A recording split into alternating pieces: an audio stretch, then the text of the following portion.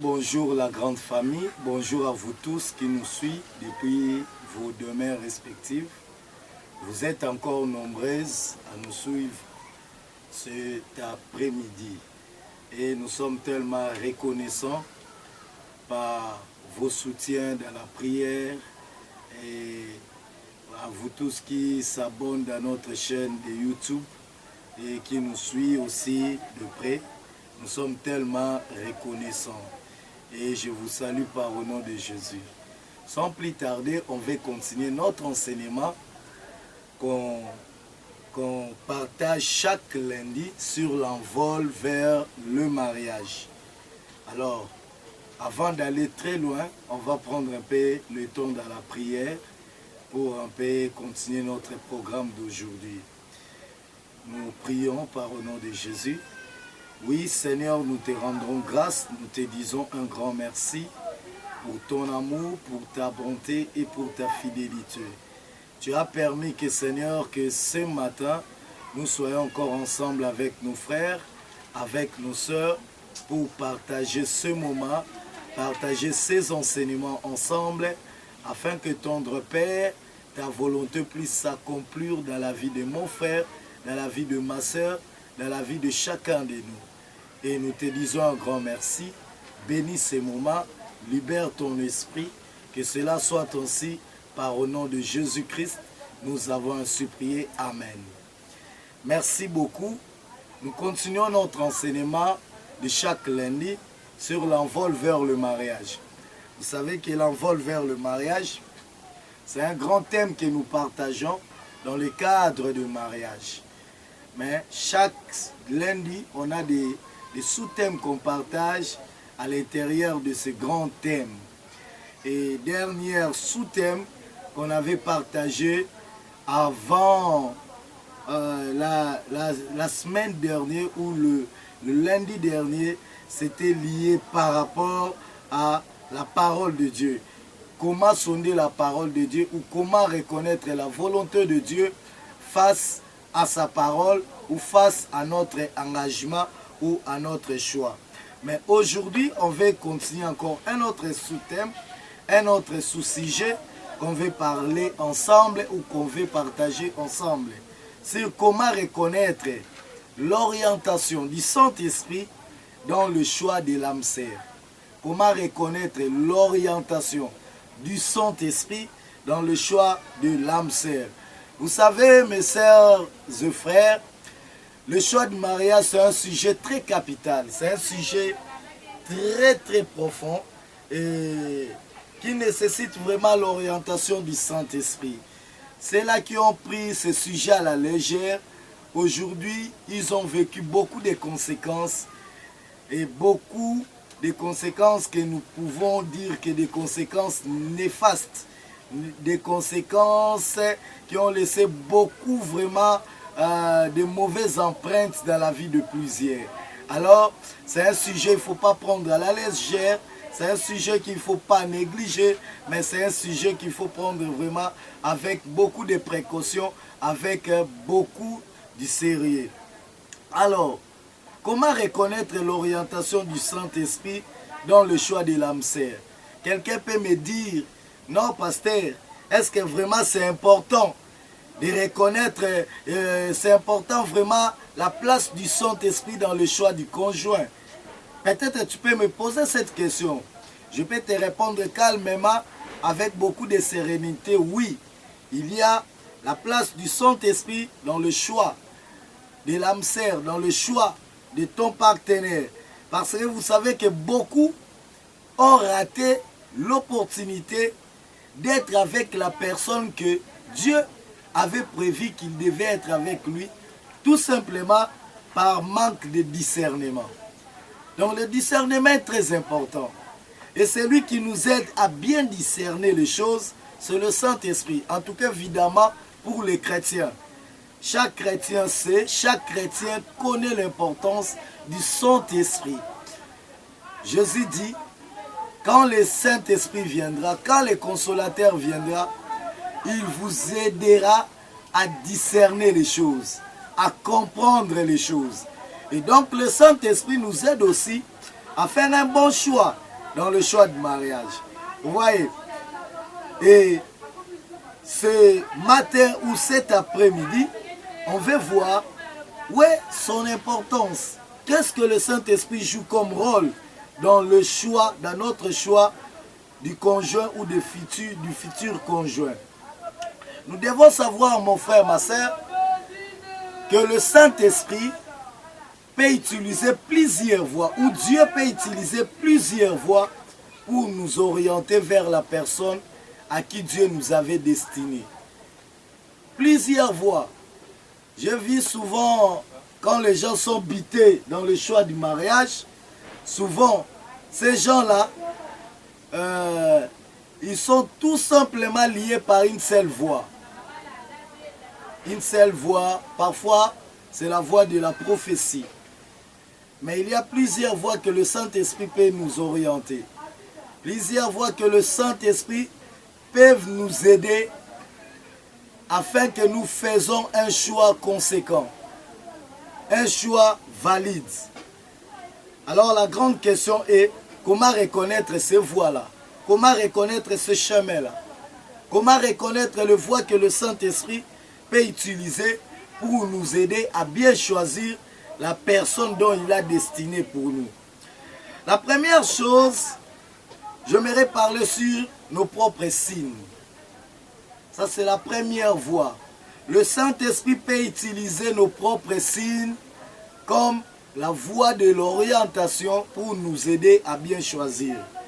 Ésaïe chapitre 7, verset 11 dit ceci.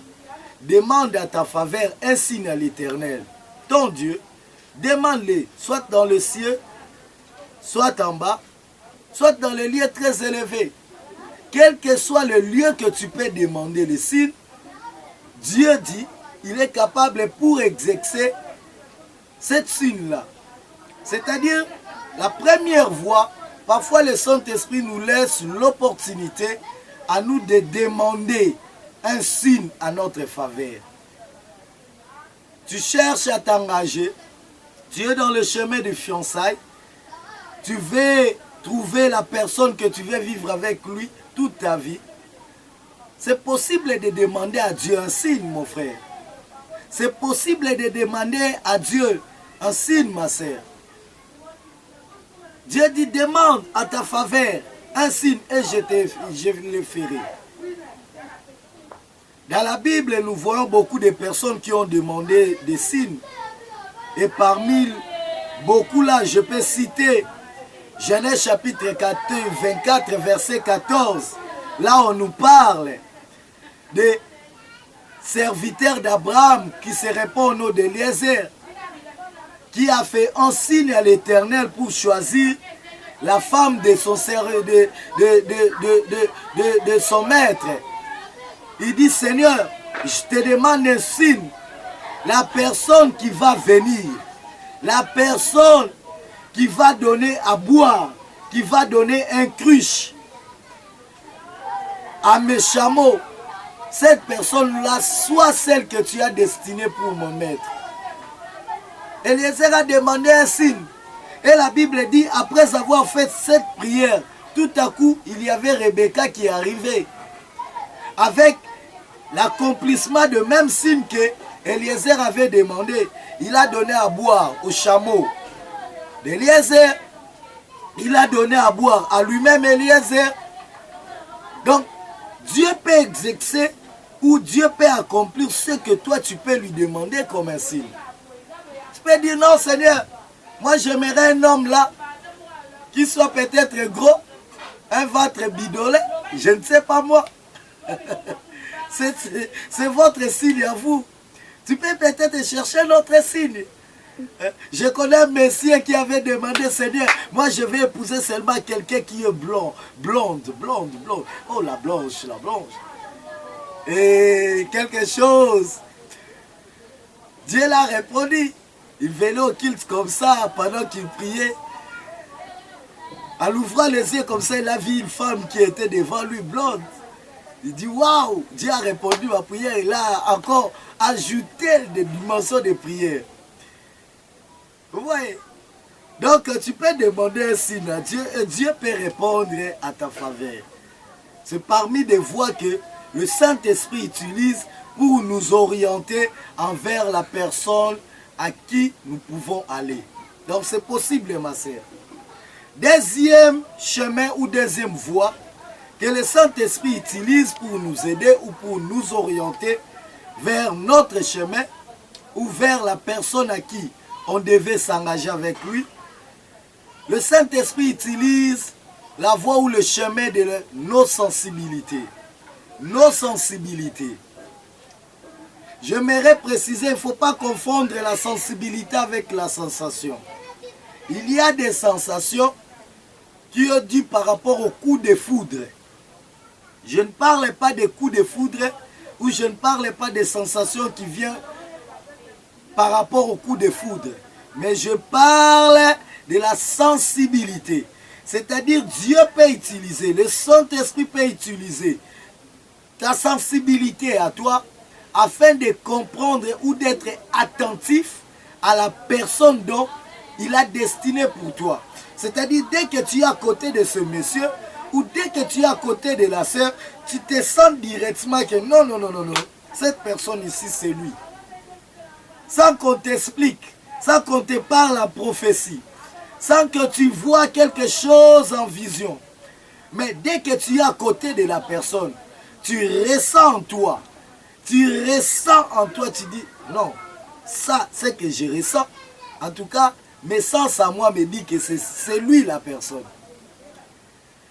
Je me souviens toujours d'un langage que un père spirituel que j'ai beaucoup de respect dit toujours, apôtre Roland Dallot. Quand on le demande comment tu avais reconnu que maman Viviane était ta femme, il dit toujours que je n'ai jamais vu dans la prophétie ou dans une vision, mais j'ai toujours senti que c'était elle. C'est ça la sensation. Donc, le Saint-Esprit peut utiliser tes sensibilités pour reconnaître la personne en question. Et dans la Bible, on nous parle de l'amour de Jacob envers Rachel. Jacob, personne n'a dit que Jacob choisit Rachel comme ta femme. Dans la Bible, personne n'a vu là où Jacob a vu la prophétie, a vu de vision ou a reçu de prophétie par rapport à Rachel. Mais dès que Jacob a vu Rachel, la Bible dit que Jacob, son âme, son cœur, s'est attaché au cœur de Rachel. Donc c'est ça. Dieu peut utiliser tes sensibilités à toi pour amener vers la personne dont il avait destiné pour toi. Et j'insiste là-dessus, il ne faut pas confondre la sensibilité avec des sensations. Des sensations disparaissent après des tempêtes. Parce que même dans le choix du conjoint, il y a les épreuves des tempêtes, les épreuves des moments difficiles. Mais si ce n'est que des sensations, les sensations disparaissent après des tempêtes. Mais des sensibilités, même si vous avez eu des confrontations, des discussions, mais des sensibilités te dira toujours que c'est lui. Même si vous vous chamaillez ensemble, mais c'est lui. Même si vous sentez ce que vous sentez là, c'est lui. C'est ça les sensibilités.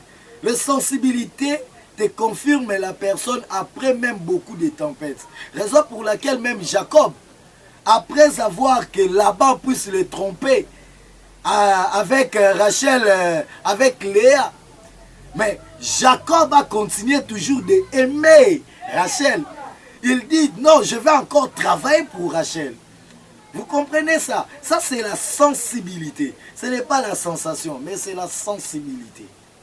Donc, le Saint-Esprit peut utiliser tes sensibilités à toi pour comprendre que celui-ci, c'est vraiment la personne que Dieu m'a destinée. Celui-ci, c'est vraiment la personne que Dieu a appelée, que je vis avec lui. Donc, ne sois pas limité seulement par un seul langage, par un seul moyen, le moyen de la prophétie. Non, il y a plusieurs moyens. Même tes sensibilités peuvent aussi te dire quelque chose. Je crois que dans les jours à venir, on partagera sur les 5 langages de sensibilité humaine qui nous donnent des signes, qui nous donnent des échos à dire que non, cette personne ici, c'est lui vraiment. Je me souviens qu'avant de se décider de vivre avec la femme que je vis avec lui, de l'épouser, pendant que je me débattais, je disais, Seigneur, mais moi jusqu'aujourd'hui, tu ne m'as rien dit, tu ne m'as rien parlé, tu ne m'as rien montré en vision, en prophétie. Mais le Saint-Esprit m'a dit, non, ressens ce que tu ressens. Qu'est-ce que tu ressens en toi? La sensibilité. Est-ce que quelqu'un comprend ce que je dis? Donc tu peux acclamer Dieu là où tu es là. Gloire à Dieu. Amen, amen. Voilà un autre chemin, notre orientation, une autre voie que le Saint-Esprit utilise. C'est la voie que nous appelons la voie des songes. Songe. Job 33, verset 15 dit ceci. Il parle par des songes, par des visions nocturnes, quand les hommes sont livrés à un profond sommeil, quand ils sont endormis sur leur couche. Donc mon frère, ma soeur, toi qui cherches encore ton partenaire, toi qui es dans le chemin de fiançailles, c'est possible par des songes que le Saint-Esprit puisse aussi te parler. Puisse aussi te dire que non, cette personne-là, c'est lui.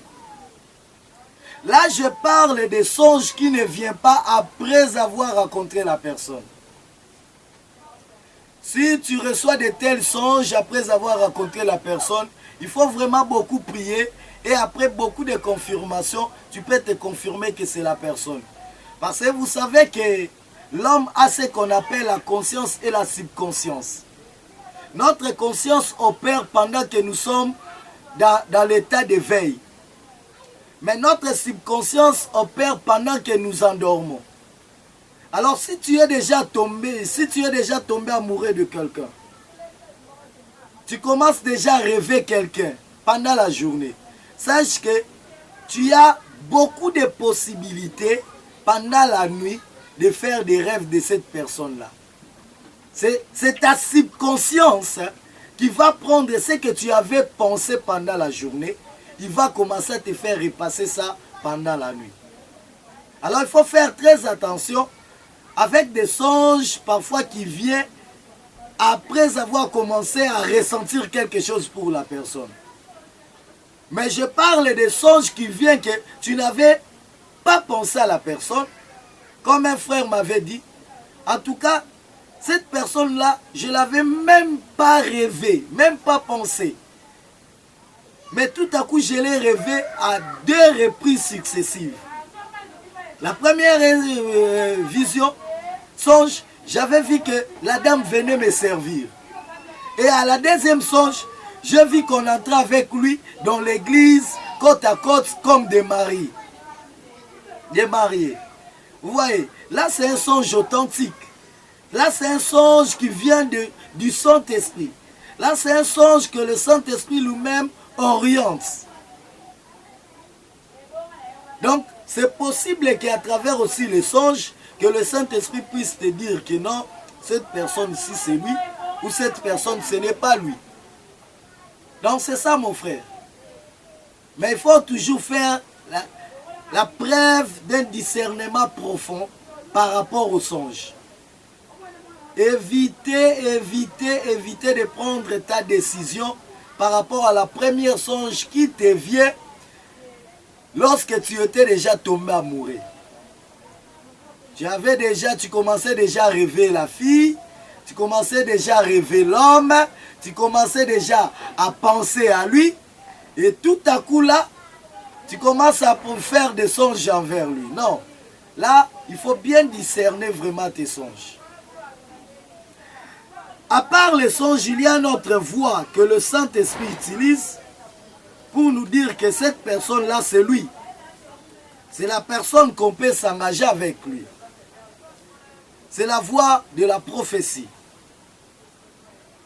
C'est la voie de la prophétie. Mais pour aujourd'hui, j'aimerais qu'on arrête ici. On va continuer la voie de la prophétie demain. Parce qu'il y a beaucoup de choses à dire là-dessus. Et aujourd'hui, on s'arrête ici. Je vous dis un grand merci d'être attentif et de nous suivre à travers ces moments. Posez toujours vos questions comme vous le faites. Inbox sur WhatsApp pour ceux-là qui sont dans l'école de mariage. Et pour vous qui nous suivez depuis notre chaîne YouTube, vous pouvez toujours nous donner vos questions, vos commentaires dans notre chaîne.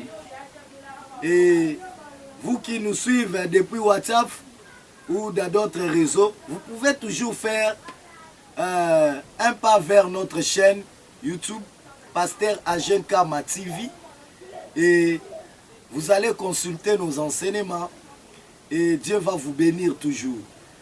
Et nous allons continuer à partager ensemble.